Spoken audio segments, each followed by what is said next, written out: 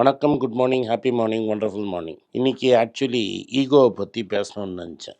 ஈகோங்கிறது ego இல்லாத ஆளே இருக்க முடியாது. ஈகோ இல்லைன்னா ஒரு அளவுக்கு ஈகோ நல்லது, ஒரு அளவுக்கு மேலே போச்சுன்னா ஈகோ விஷம். எப்படி சர்க்கரை ஒரு அளவுக்கு நல்லதோ, ஒரு அளவுக்கு மேலே சர்க்கரை திகட்டும். ஈகோங்கிறது என்னன்னா, ஓரளவு இருந்தால் தான் நம்ம வாழ்க்கையில் முன்னேறணும், நம்ம அச்சீவ் பண்ணணும், இந்த உலகத்தில் கம்பீட் பண்ணணும்னு இருக்கும். அதுக்கு மேலே தன்னடக்கம்ங்கிறது வரணும். உங்கள் ஈகோவை உலகத்துக்கு டிஸ்ப்ளே பண்ணுறதுக்காக வச்சுக்கூடாது, நான் தான் காட்டக்கூடாது. அது ஆணவம். இப்போது நம்ம அதை எக்ஸாம்பிள் பார்ப்போம். ஆணவம்ங்கிறது ஒரு அளவுக்கு மேலே போச்சுன்னா பொறாமையில் போய் முடியும். சார்லி மங்கர் எனக்கு சொல்லி கொடுத்த பாடம், பொறாமைங்கிறது உலகத்தில் மோஸ்ட் டெட்லி சின்ன ஒரு சின். ஏன்னா அது மற்றவங்கள அழிக்காது, உங்களையே ஒழிச்சிடும். மற்றவங்கள ஒழிக்கிறதுனா வேற, அது பெரிய வெப்பன்லாம் கிடையாது. குடி மாதிரி உங்களையே கன்சியூம் பண்ணி உங்களையே காலி பண்ணிவிடும். அதனால் பொறாமல் இருக்கக்கூடாது. நம்ம எல்லாரும் ஹியூமன் தான். நானும் ஹியூமன், நீங்களும் ஹியூமன், எனக்கு முன்னாடி இருக்கிற கேமராமேன் ஹியூமன், இந்த ஆஃபீஸ் நடத்துகிற ஹியூமன். அதால் மற்றவங்க நம்மளோட நல்லா இருந்தால் ஒரு அளவு அவன் நல்லா இருக்கானே அப்படின்னு தோணும். அது ரொம்ப நல்லது. அப்போ என்ன, உங்கள் காம்படிட்டிவ் ஜூஸஸ் அதனால் வளரும். அதை நீங்கள் ஹெல்த்தியாக யூஸ் பண்ணிங்கன்னா நீங்கள் எப்படி படிக்கலாம், எப்படி இம்ப்ரூவ் பண்ணலாம், எப்படி நீங்கள் முன்னேறலாம் அப்படின்னு பார்த்து அந்த ஆளை பிடிக்க முடியுமா அப்படிங்கிறத நீங்கள் பார்க்கலாம். அதுக்காக என்னெல்லாம் ஹெல்த்தியாக செய்ய முடியும் அப்படிங்கிறத நீங்கள் பார்த்து ஒர்க் அவுட் பண்ணி உங்களே டெடிகேட் பண்ணிக்கிட்டு நீங்கள் இம்ப்ரூவ் பண்ணுறதுங்கிறது ஒரு பெரிய விஷயம். உங்களுக்கு கிரிக்கெட்டில் சொல்லணும்னா நான் ரவிச்சந்திரன் அஸ்வினை சொல்லணும். கோபிநாத்தோட ஒரு பேட்டி கொடுத்துருக்காரு, அது நீங்கள் நான் பார்க்கணும். அதில் அவர் ஒரு பேட்ஸ்மேனாக தான் வந்தார். அந்த பேட்ஸ்மேன்னா இன்ஃபேக்ட்டு நேஷ்னல் கிரிக்கெட் அகாடமிக்கே அவர் ஒரு ஓப்பனிங் பேட்ஸ்மேனாக தான் போனார். ஓப்பனிங் பேட்ஸ்மேனாக போய் நம்ம அதுக்கு முன்னாடி 12-13 வயசில் இருக்கிறதெல்லாம் செஞ்சுரி அடிச்சிட்டார். அதுக்கப்புறம் என்ன ஆயிடுச்சுன்னா, ஒரு இடத்துல அவருக்கு காலில் ஒரு ப்ராப்ளம் வந்துடுறது. அவங்க அம்மா யூனிலீவரில் வேலை செய்கிற மாதிரி சொல்லுவாங்க, ஆப்ரேட் பண்ணிடலாம்னு. ஒரு ஆர்த்தோபெடிக் சர்ஜன் நல்லத்தனமாக என்ன சொல்லுவார், இந்த வயசில் குழந்தைங்கள்லாம் ஆப்ரேட் பண்ணால் ப்ராப்ளம் ஆகிடும், பிரேசஸ் போடுங்க, அதே சரியாயிடும். ஒரு வருஷத்துக்கு அவன் பிரேசஸ் வச்சு நடந்து தான் அவ்வளோ தூரம் வரான். அந்த ஒரு வருஷம் அவன் கிரிக்கெட்டே ஆடுற. அப்போ அவனோட இருந்த பியர்ஸ் எல்லாம் அவனோட முன்னேறும்போது அவனுக்கு இருந்த ஃபீலிங்கை அந்த வீடியோவில் சொல்கிறான். வேறு யாராவது இருந்திருந்தா பொறாமையில் கம்ப்ளீட்டாக அவங்களே அழிச்சிருப்பான். ஆனால் ஒரு வருஷம் கழிச்சு திரும்பி கிரிக்கெட் ஆட ஆரம்பிக்கிறான். அவங்க அம்மா அவனை ஒரு மேட்ச்சில் பார்க்க வராங்க. அந்த அம்மா பேட்சில் பார்க்க வரும்போது இவன் சீக்கிரமாக அவுட் ஆகிட்டான். உட்காந்துட்டு இருக்காங்க அம்மா. என்னடா மேட்ச்சுன்னா, அவுட் ஆகிட்டேம்மா, இனிமேல் எனக்கு கிடையாது, நீ ஃபுல் டே ஒன்றும் கிடையாதும்மா. ஏன்டா சும்மா இருக்க, நீ ஏதாவது ஒரு போலிங் போடக்கூடாதாடாம்மா. அது ஒரு சின்ன பசங்களோட மேட்ச்னால அவன் போலிங் போட ஆரம்பிப்பான். அவன் ஆட வந்தது பேட்டிங். அதனால தான் கடைசி வரைக்கும் அவன் பேட்டிங் நல்லா இருந்தது. டெஸ்ட் மேட்ச்சில் 5 டெஸ்ட் செஞ்சுரி வேறு அடித்தான். ஆனால் வெறும் பேட்ஸ்மேனாக அவன் இந்தியாவுக்கு ஆடி இருப்பானா? ஆடி இருக்க மாட்டான். நம்ம ஏதாவது பண்ணணும், மேட்ச்சில் ஃபுல்லாக ஆக்டிவாக இருக்கணும்னு தான் அவன் போலிங் போட ஆரம்பித்தேன்னு அவனே சொல்கிறான். அவனோட இன்ஸ்டிங்க்ட் ஹார்டு ஸ்பின்னிங்காக இருந்தாலும், நல்ல ஸ்பின்னராக இருக்கணும்னு, ஃபாஸ்ட் பவுலராக இருக்கனாலும் ஸ்பின்னு தான் வரும் அப்படிங்கிறத அவர் அழகாக சொல்லுவார். அதுக்கப்புறமா புதுசாக ஏதாவது ட்ரை பண்ணணும், நம்ம பெட்டராக இருக்கணும். இன்ஃபேக்ட் ஸ்ரீதர்னு ஒரு இந்தியாவோட ஃபீல்டிங் கோச் அவர் சொல்லுவார், லோக்கல் கிரிக்கெட் மேட்ச் ஆடுவான், டென்னிஸ் பாலை பிடிப்பான், ஏதாவது ஒன்று ட்ரை பண்ணி அதை கிரிக்கெட் பாலில் ட்ரை பண்ணுவான். எதுக்கு இதெல்லாம் சொல்கிறேன்னா, ஒரு ஸ்ரீலங்கன் மிஸ்ட்ரி ஸ்பின்னர் இருந்தான். அவன் இந்தியாவில் எல்லாரையும் அவுட் ஆகிட்டு இருந்தான். அந்த மிஸ்ட்ரி ஸ்பின்னர் மாதிரி இவனும் ஒரு மிஸ்ட்ரி ஸ்பின்னர் ஆகணும்னு ட்ரை பண்ணி அடுத்த நாளைக்கு போடுறச்ச அண்டர் 19 பால் எங்கேயும் போக முடியாமல் வந்துடும், பாதியிலே விழும். முரளி விஜய் அதை பாலை எக்ஸாஜரேட்டடாக ஆட பார்ப்பான். அப்புறம் கோச்சிட்ட கம்ப்ளைண்ட் பண்ணுவான். கோச் அஸ்வின்ட்டு சொல்லுவான், நீ தனியாக போய் ஒரு நெட்டில் போடு. அதையும் போட்டு தான் அவன் சக்ஸஸ்ஃபுல்லானான். எதுக்கு நான் சொல்ல வரேன்னா, மற்றவங்கள மாதிரி அவனுக்கு நேச்சுரல் அத்லெட்லாம் கிடையாது.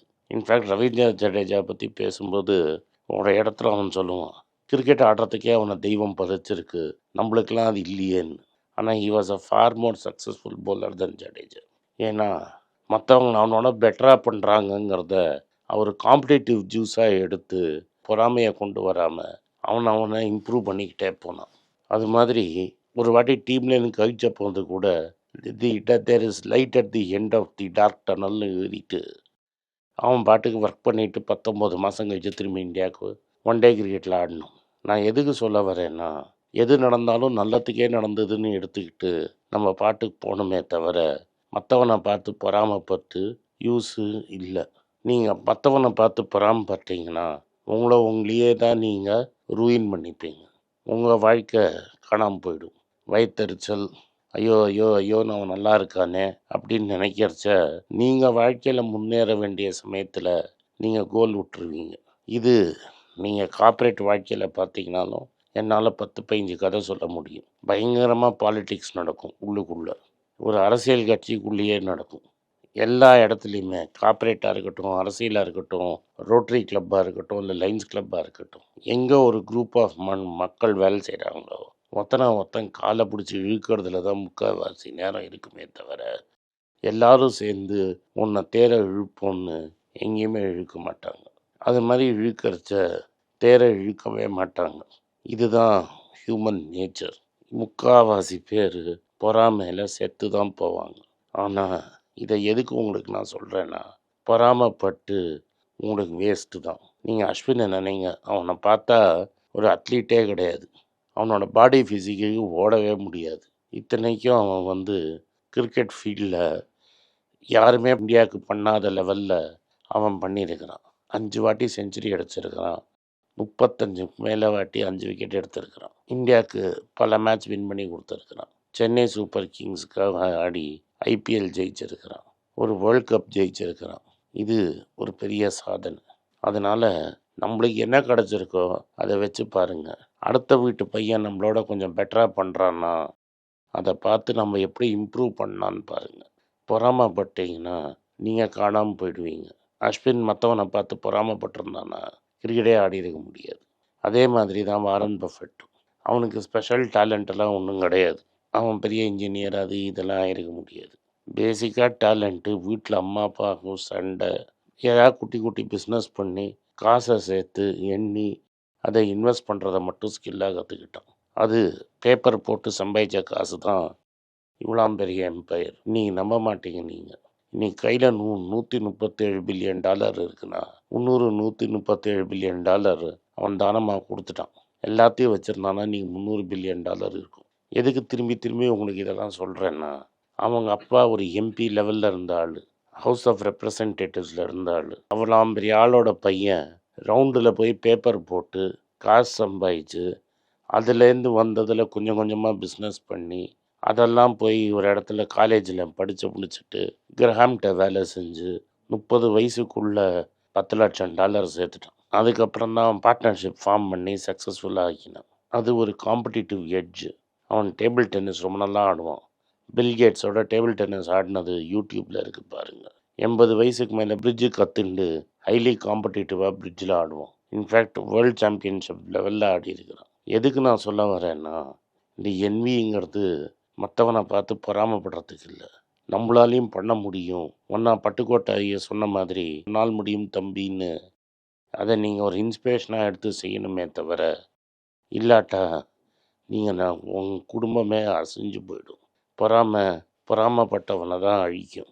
57 வயசில் 3 தலைமுறையை பார்த்துட்டு இதை உங்களுக்கு சொல்கிறேன். நன்றி, வணக்கம். இந்த வீடியோ உங்களுக்கு பிடிச்சிருந்தா வீடியோவை லைக் பண்ணுங்கள், எங்கள் சேனலை சப்ஸ்கிரைப் பண்ணுங்கள், பெல் நோட்டிஃபிகேஷன் தட்டுங்க. இந்த வீடியோவை முடிஞ்சால் உங்கள் சொந்தக்காரங்களுக்கும் ஃப்ரெண்ட்ஸுக்கும் அனுப்புங்க. நன்றி, வணக்கம். உங்கள் பேராதரவுக்கு மிக்க நன்றி. நான் டோட்டலாக 5 புஸ்தகங்கள் எழுதியிருக்கிறேன். 3 ஆங்கிலத்தில் எழுதியிருக்கிறேன். அதில் 2 தமிழாக மொழிபெயர்த்துருக்காங்க. ஸோ டோட்டலாக 5 புஸ்தகம் ஆச்சு. இந்த 5 புஸ்தகத்துக்கு ஹார்ட் காப்பி வேணும்னா நீங்கள் கீழே இருக்கிற வாட்ஸ்அப் நம்பருக்கு மெசேஜ் அனுப்பிச்சிங்கன்னா எங்கள் டீம் உங்களை கான்டாக்ட் பண்ணுவாங்க. இந்த 5 புஸ்தகங்களில் 3 புஸ்தகம் கிண்டலில் இருக்குது. அமேசானில் கிண்டலில் வாங்கணும்னு ஃபீல் பண்ணுறவங்க நேராக கிண்டலில் வாங்கிக்கலாம். தமிழ்லேயே யாராவது ஃபைனான்ஸ் நியூஸ் படிக்கணும்னு ஃபீல் பண்ணிங்கன்னா தயவுசெஞ்சு moneypage.com விசிட் பண்ணுங்கள்.